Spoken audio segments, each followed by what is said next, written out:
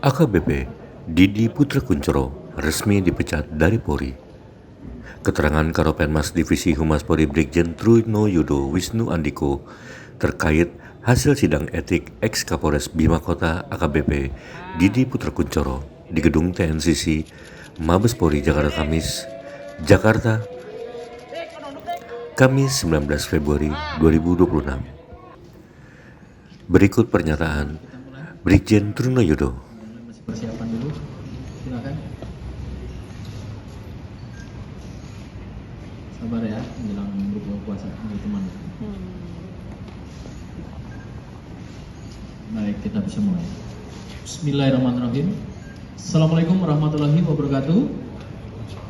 Selamat sore, salam sejahtera bagi kita sekalian. Shalom, Om Swastiastu, Namo Buddhaya, salam kebajikan.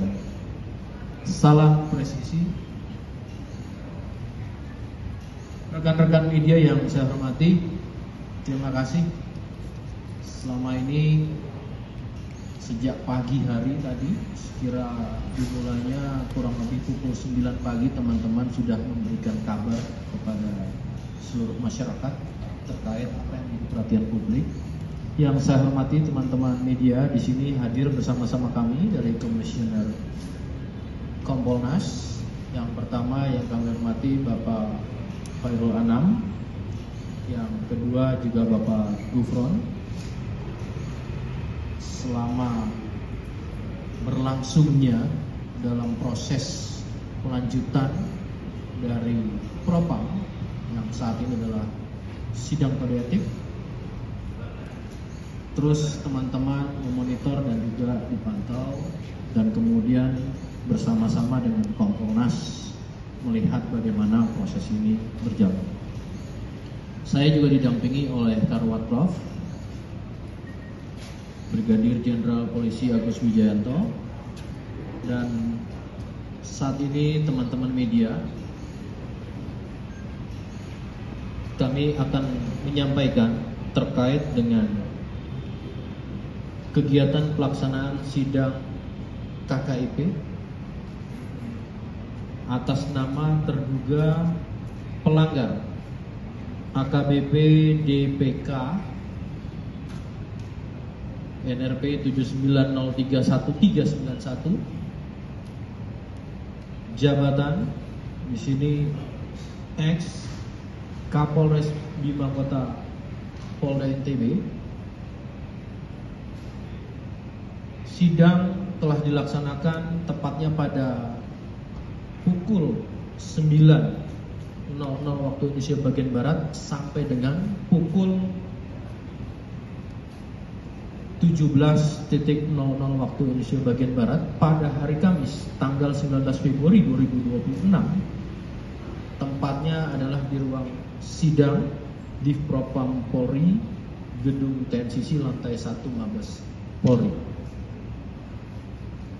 Perlu diketahui oleh rekan-rekan media, untuk sidang komisi ini terdiri dari beberapa personel. Yang pertama adalah selaku ketua komisi adalah Inspektur Jenderal Polisi Dr. Andes Merdisyam MSI.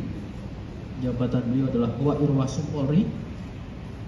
Yang kedua, wakil ketua komisi yaitu Brigadir Jenderal Polisi Agus Wijayanto SH/SIK MH, Karwat Prof Divpropam Polri.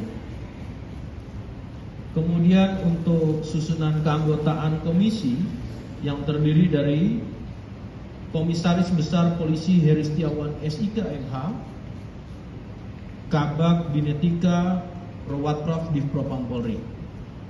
Yang berikutnya selaku anggota komisi adalah Komisaris Besar Polisi Agung Adi Kurniawan SH selaku Auditor Itwil 5 Itwasum Polri, dan selaku anggota komisi lainnya adalah Komisaris Besar Polisi Rohmat Haripurnomo SIK MSI, Kabag Hirdin Rawat Pers SSDM Polri. Teman-teman, pada sesi proses sidang komisi ini tadi teman-teman banyak menanyakan berapa saksi yang dihadirkan. Perlu kami sampaikan di sini Yang pertama, jumlah saksi ada 18. 18 ini terbagi menjadi yang hadir sebanyak 3 orang, yaitu atas nama AKBP AS, kemudian Aibda DA, dan saudari MA. Sedangkan ke-15 orang saksi lainnya melalui sistem Zoom meeting, ya, conference, video conference, yaitu terdiri dari yang pertama Kompol H, AKP M, Ibda BFN, Ibda RP, Bribka RN, Brigadir CF, Brigadir AG, Brigadir PR, Bribda TA, Bribda RR, kemudian saudari DP, kemudian saudari DS, saudari NRR, saudari RS, dan terakhir adalah saudara R. Jadi seluruhnya berjumlah 15. Rekan-rekan media yang saya hormati,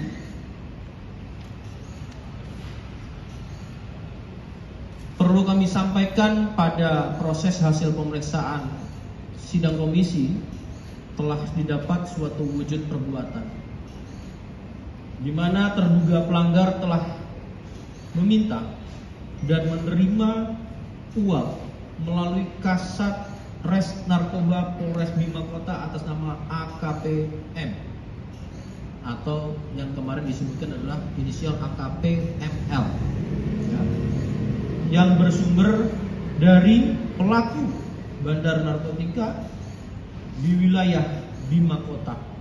Saya ulangi, dari bandar narkotika di wilayah Bima Kota, melakukan penyalahgunaan narkotika dan melakukan kegiatan penyimpangan dalam kegiatan sosial asusila. Teman-teman media, maka dengan wujud perbuatan tersebut terhadap AKBP DKP, maka pasal yang diterapkan dan tentunya adalah pasal dilanggar oleh terduga pelanggar adalah pertama pada pasal 13 ayat 1 PP nomor 1 tahun 2003 tentang pemberhentian anggota Polri Jonto pasal 5 ayat 1 huruf B Perpol nomor 7 tahun 2002 tentang kode etik profesi dan komisi kode etik Polri yang berbunyi, anggota kepolisian negara Republik Indonesia dapat diberhentikan tidak dengan hormat dari Dinas Kepolisian Negara Republik Indonesia karena melanggar sumpah atau janji anggota Kepolisian Negara Republik Indonesia, sumpah atau janji jabatan, dan atau kode etik profesi kepolisian negara Republik Indonesia. Jonto, setiap pejabat Polri dalam etika kelembagaan wajib menjaga dan meningkatkan citra, soliditas, kredibilitas, reputasi, dan kehormatan Polri. Untuk pasal yang dilanggar lainnya oleh terduga pelanggar AKBP DKP pada pasal 8 huruf C angka 1 Perpol nomor 7 tahun 2022 tentang kode etik profesi dan komisi kode etik Polri yang berbunyi, setiap pejabat Polri dalam etika kepribadian wajib menaati dan menghormati norma hukum. Pasal 10 yang berikutnya, ya, pasal 10 ayat 1 huruf D Perpol nomor 7 tahun 2022 tentang kode etik profesi dan komisi kode etik Polri yang berbunyi, setiap pejabat Polri dalam etika kelembagaan dilarang menyalahgunakan kewenangan dalam melaksanakan tugas kedinasan. Selanjutnya, pasal 10 ayat 1 huruf F Perpol nomor 7 tahun 2022, setiap pejabat Polri dalam etika kelembagaan dilarang melakukan pemufakatan pelanggaran KEPP atau disiplin atau tindak pidana. Pada pasal 13 huruf D Perpol nomor 7 tahun 2022 tentang Kode etik profesi dan Komisi Kode Etik Polri berbunyi setiap pejabat Polri dalam etika kepribadian dilarang melakukan perilaku penyimpangan seksual atau disorientasi seksual. Pada pasal 13 huruf E Perpol nomor 7 tahun 2022, setiap pejabat Polri dalam etika kepribadian dilarang melakukan penyalahgunaan narkotika, psikotropika, dan obat terlarang, meliputi menyimpan, menggunakan, mengedarkan, dan atau memproduksi narkotika, psikotropika, dan obat terlarang. Dan untuk yang terakhir, pada pasal 13 huruf F Perpol nomor 7 tahun 2022, setiap pejabat Polri dalam etika kepribadian dilarang melakukan perzinahan dan atau perselingkuhan. Dengan wujud perbuatan dan pada pasal-pasal yang dilanggar oleh terduga pelanggar, pada putusan sidang KKIP, yang pertama sanksi etika, yaitu perilaku pelanggar dinyatakan sebagai perbuatan tercela. Yang kedua, pada putusan sidang KKIP, sanksi administratif berupa penempatan dalam tempat khusus selama 7 hari terhitung mulai tanggal 13 sampai dengan 19 Februari 2026 di ruang Patsus Biro Provos Div Propam Polri dan telah dijalani pelanggar. Yang B, tadi A ya, pemberhentian tidak dengan hormat atau PTDH sebagai anggota Polri. Atas putusan tersebut, pelanggar di hadapan ketua dan anggota komisi pada putusan sidang menyatakan menerima. Rekan-rekan, itu sebagai proses dalam persidangan hingga pada putusannya, dan perlu kami sampaikan kepada seluruh teman-teman media bahwasannya atas instruksi Kapolri kepada Kadif Propam Polri, kami perlu menyampaikan ini merupakan suatu komitmen, suatu konsisten terhadap setiap tindakan yang tercela.